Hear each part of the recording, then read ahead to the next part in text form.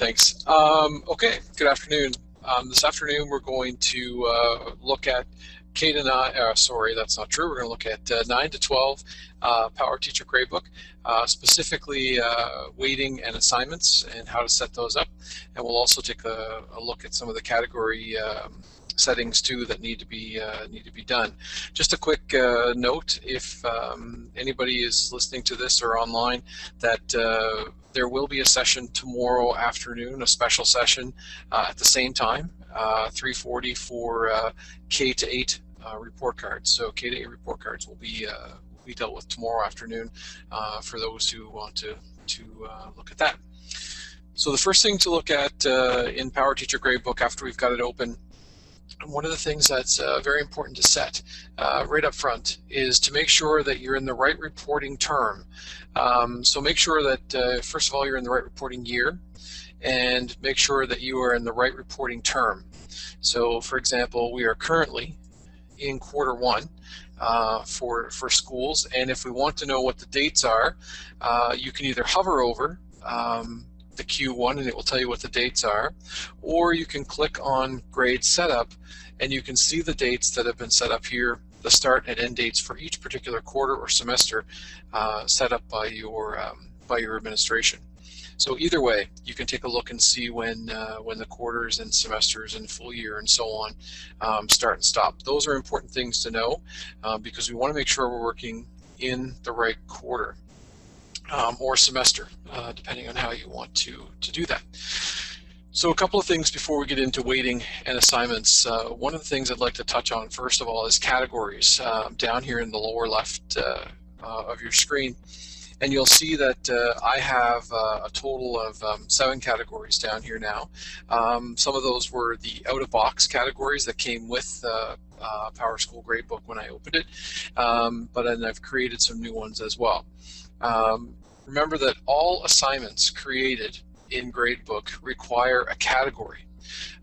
They need to have a category because it needs to have some sort of way to filter that information, especially when you're doing things like weights and those kind of things in your grade setup. But one thing that's very important to know, and it's worth taking some time to really consider what categories you're going to use. You can add any number of categories on here. The list can keep going.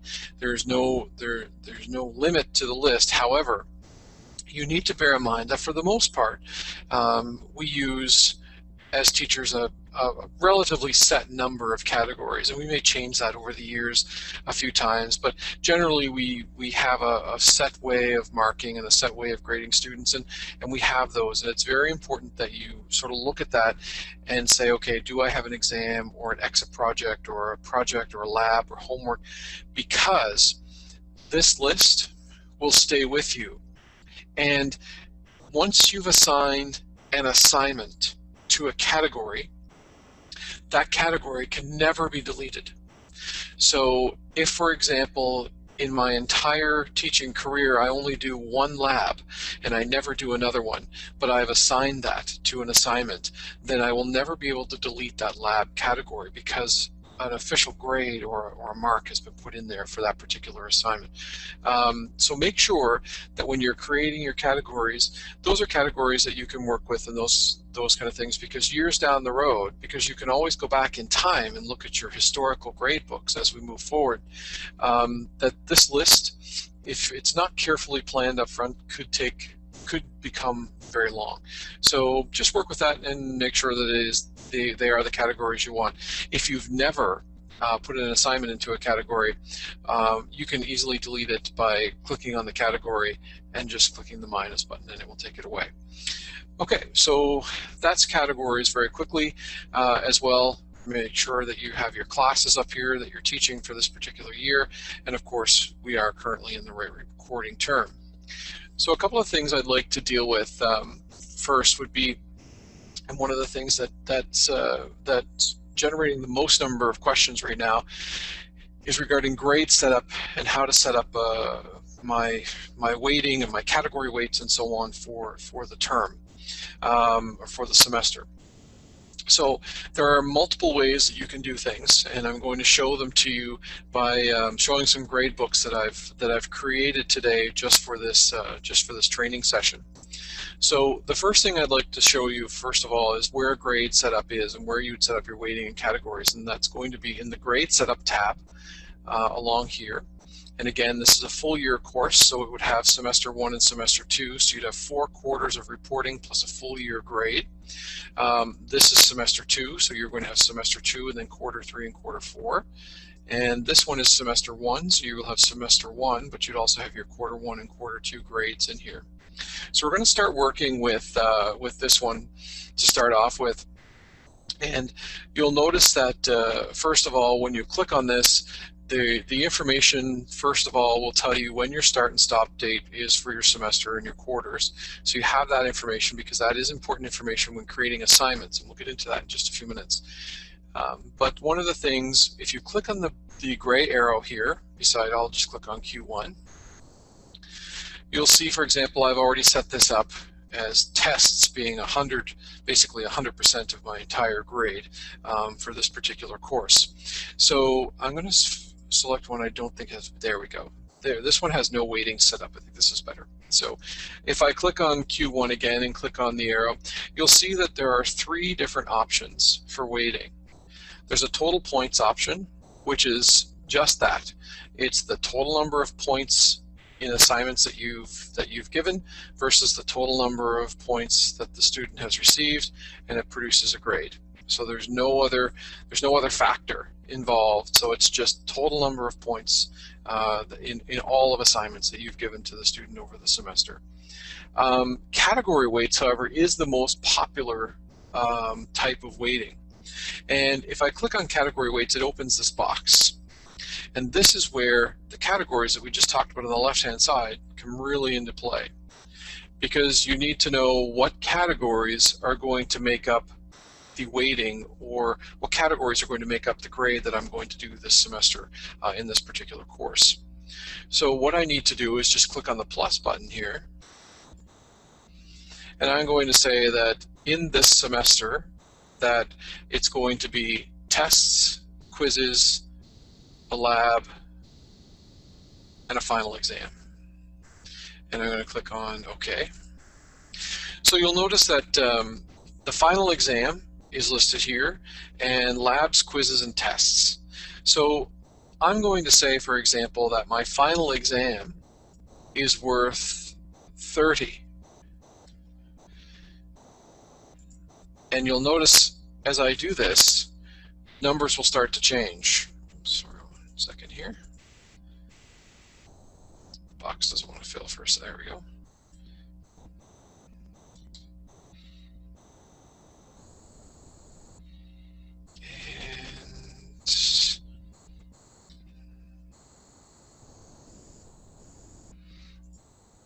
So now you've got the weighting set up, showing that tests in this case will be weighted at 30 or 30%, and quizzes and labs and your final exam and so on. When you're happy with that and you've got your weighting set up, you can click Save.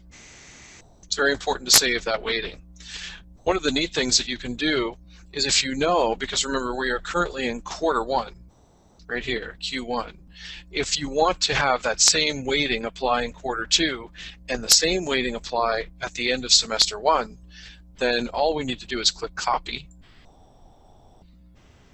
click OK, and click the terms that you want it to apply to. It already applies in quarter 1, so you don't have to worry about that. So I'm going to apply it to semester 1 and quarter 2. And click Next and Finish. So now when I click on Q2, it's already set up. And the same with semester 1. So I only had to do that once, and it's saved. So now I have my weighting set up for this particular course. Now, if I wanted to go in and change that, I can do that at any time, but bear in mind that any changes you make after you start entering assignment grades and those kind of things will, of course, reflect the student grade, because you will be manipulating that. If you manipulate the weighting, you'll be manipulating the final grade that the student will actually have. So let's take a look and see how this impacts in an actual class environment. So I'm going to click on this Science Grade 9 class. And you'll see that I've set up this Science Grade 9 class with multiple different types of categories.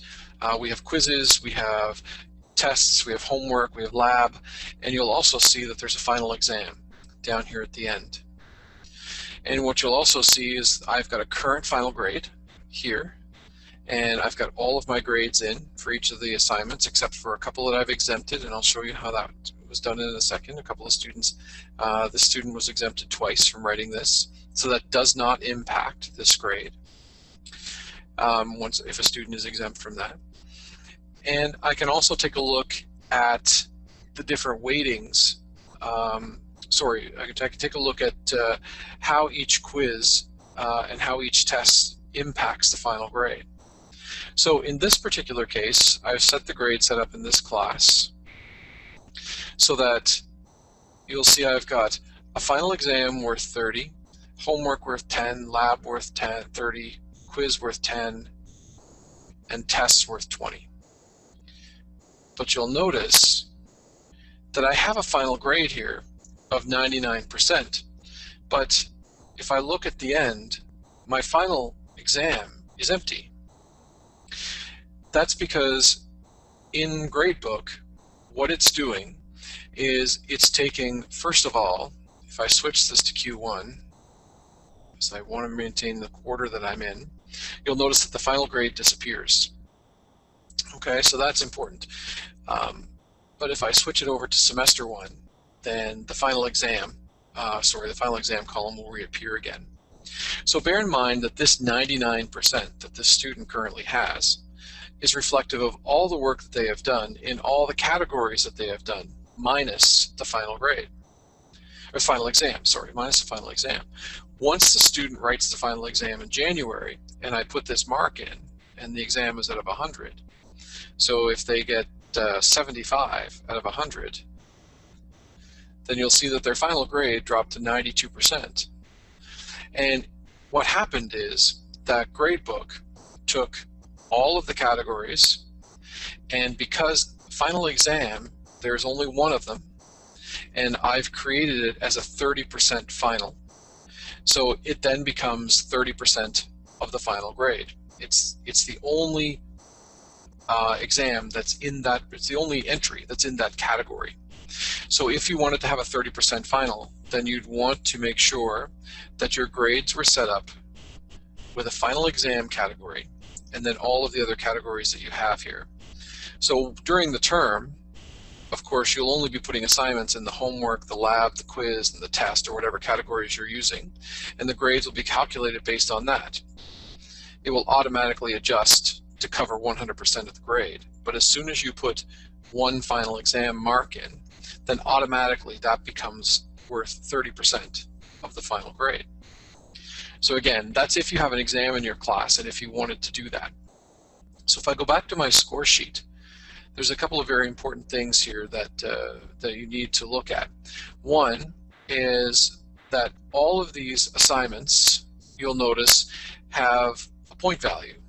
And they're all different, or most of them are different. I tried to make them as different as possible. And they're all equally weighted the same. They're weighted as 1. Now, for those of you who may have used Markbook in the past, it's different when you're looking at Gradebook, because if you change the weighting in Gradebook, which is a weighting scale of 1 to 10 only, then remember that the weighting in Gradebook is just a multiplier. So currently this quiz is weighted, this quiz is out of 20, and it's weighted as 1. You can see the weight listed there on the quiz as 1.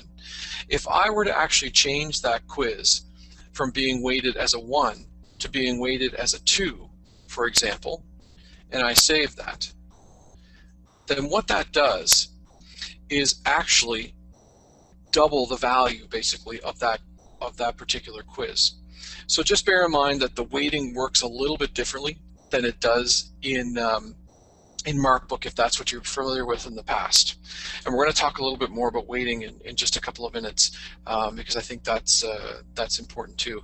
And just a few things just to touch on before we get into looking at more weightings. Just to bear in mind too that if this was a quiz and you were actually using, once we get using the gradebook as part of the parent portal, there's a lot of communication that you can do within this particular assignment. I can right click on the assignment and I can click on I can click on fill scores,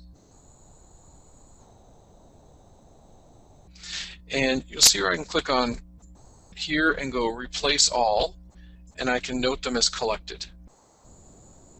And while I know that it doesn't seem to do anything, but if I actually take that score out of there for a second, you'll see it. Every one of the students now has a green check mark showing that all those assignments have been collected, or all those quizzes have been collected. And that actually goes right to the parent portal. So if a parent were to log in, even though the mark may not be there yet, the grade may not be there yet, they would be able to see that, that the assignment has actually been collected. So that's an important piece. Another thing you could do is mark it as late and collected. You could mark this student instead as being exempt, and so on. And each of those becomes a communication tool for the parent. And so there's more and more of a communication side that you can do with each assignment beyond just the grade of the particular quiz. Another thing that I can do is I can right-click on any student, and I can click on fill scores, and I can click on, hold on a second here. I can actually, sorry, show score inspector, my apologies. I can click on, so let's do that again, right-click and show score inspector. And I can write a comment here on this particular assignment. So great job, and click close. That comment populates to the parent portal. So that's an individual comment that you may want to give to the parents. Again, once the parent portal is open, these are things that parents, once they log in, they'd be able to see this assignment, they'd be able to see the grade, when it was collected, those kind of things. And then if there was a comment made by the teacher, then that becomes part of the communication piece as well. The same as, you know, this student here didn't do so well in this assignment, you could put show score inspector, put a comment in, you know, please contact me, or something along that line, and click close. And again, it becomes a communication tool as well. So there's a lot of things that you can do inside the gradebook that don't reflect anything to do with actual numbers of grades and weighting and those kind of things. So I encourage you to take a look at those. Now, as the quarter comes to an end, of course, it's time to produce a report card, and that report card will require, of course, a final grade, and it will require a couple of comments. Now, the comments are very similar to what you're used to in the past. They are coded comments that will go on the report card, and I'm going to show you a couple of different ways that will happen. So let's take a look. This is the final grade column. So if I'm in quarter one, so the report card that's coming up in November, this is where the grades will pull from. So if I'm in quarter one and these are my final grades, then I can look at each one of these assignments and say, okay, you know what, as I look forward and moving on, this student really deserved 100, or whatever it happened to be. You can actually, of course, as the teacher, you don't have to accept the grade that is produced here. If you decide that for this student, you know, that should be a 65, or, you know, if that 89 should be a 90, or something along that line, you can always make those changes before you submit your final grade. And you don't have to go and maneuver with these grades in order to make it go up. All you have to do is click on the grade, right click, and Show Score Inspector, and you click on this manual override, and I'm going to turn this grade to a 90. This is also where you would put the comments in for the student. Now if I click on the comment bank, you'll notice that this is where the comments will be. Okay, so there will be a district comment bank that you see here. There will also be a school comment bank. Schools will have the ability to put in an individual comment, school comment bank as well, but you'll only be able to select 2 comments, very similar to before. So if, for example, it was acceptable performance, you'll see I just double click on it and it appears here. And the next one contributes well. So there are the 2 comments. And if you have favorites that you like to use all the time, you can star them over here, and these ones will automatically populate to the top. So the next time you come in to Gradebook, these ones will be at the top. You just click on favorites, and there they are. So if you have ones that you use all the time, you don't have to go searching through the code bank. You can star them, and that way there you don't have to worry about going in order. So I'm going to click Close. And you'll notice, it may be hard to see on your screen, but you'll notice that I've turned the grade from an 89 to a 90, so the grade has actually changed to an italicized bold print. It just shows me that the grade has been altered. I can also see that there is a little blue C here that indicates a comment has been made on here as well. So I know that for this particular student, I've got the grade in and I've also made my comment. As you go down through the students and you put the comments in, of course, those little blue C's will start to populate all the way down to the bottom. When you're done doing all of that, making sure your grades are correct and making any changes you need to and adding in the comments, then all you need to do is click Quarter 1 in progress, Final grades complete, and click OK. That just shows it's an indicator to you that you've done your grades, you've completed them, the green check mark is there, and they're done. Now I know we're starting to run a little short of time, but I'm just going to show you a couple more things for those who want to stay around. And one thing is on weighting of assignments. And I'm going to show you 3 different weightings for 3 assignments that are exactly the same. So for example, here's a modern history class and I've got 3 tests. One's worth 10, one's worth 25, and one's worth 75. In Gradebook, the assumption that Gradebook makes is that this test worth 10 is not worth the same amount as the test worth 25 as the test worth 75. The assumption that Gradebook makes is that, of course, a test worth 75 must be of higher value than a test that's worth 10. So it puts those grades together and comes up with a mark of 80%. However, the exact same assignments here with the exact same grades show a mark of 75%. So why is that I've got 80% here, but I've got 75% here for the 3 same assignments? There are some teachers who prefer that regardless of the value associated to the number of points in the assignment, that each assignment carry the exact same weight within the grade, so that this assignment worth 10 has, and the 80% value out of 10 is exactly the same as the weight out of 75. So if that's the way that you mark, and if that is the accepted practice within your school, there is only one way. There are 2 ways to do this, but there is one way that's you're able to actually make that process work for you. And what you need to do, you'll see where I've got points 10, and you'll see I've got points 25, but there's a multiplier effect there. And you'll see I've got points 75, and there's a multiplier effect there. That's because I had to go in and change the weighting for the assignments to make them equally weighted across all tests.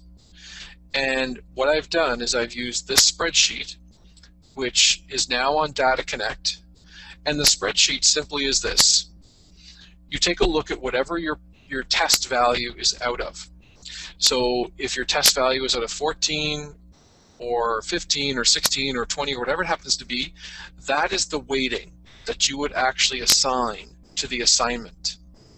So you'll notice that in my case, if I go back to Gradebook for a second, this one was out of 10. You'll notice there's no multiplier effect here because it's automatically defaulted to 1. And if I look at the spreadsheet, 10 is equal to 1. And if I go back to Gradebook and look at 25, the multiplier becomes 0.4 and 75 becomes 0.13.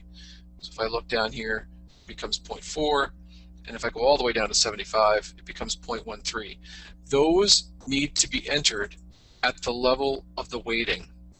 And when you do that and you save them, then each assignment becomes worth the exact same value regardless of how many points there were calculated to it. So that's one method of making sure that your assignments are weighted exactly the same, if that's the process that you follow when you're building. I know now that I'm running almost 10 minutes over, so I want to stop. However, if there are any questions, I'd certainly take them. If not, this will be posted to Tech Tuesday's archive, so you can certainly listen to it again. And if you have any more questions, please let me know by email anytime. So if there are any questions, I'll take them now. Tim, do you have any questions? Seems like everyone's is planning on using the archive, so I'd like to thank you again, Jeff, for your time, and I'll see everyone tomorrow. Great. Thanks a lot. Take care, Jeff.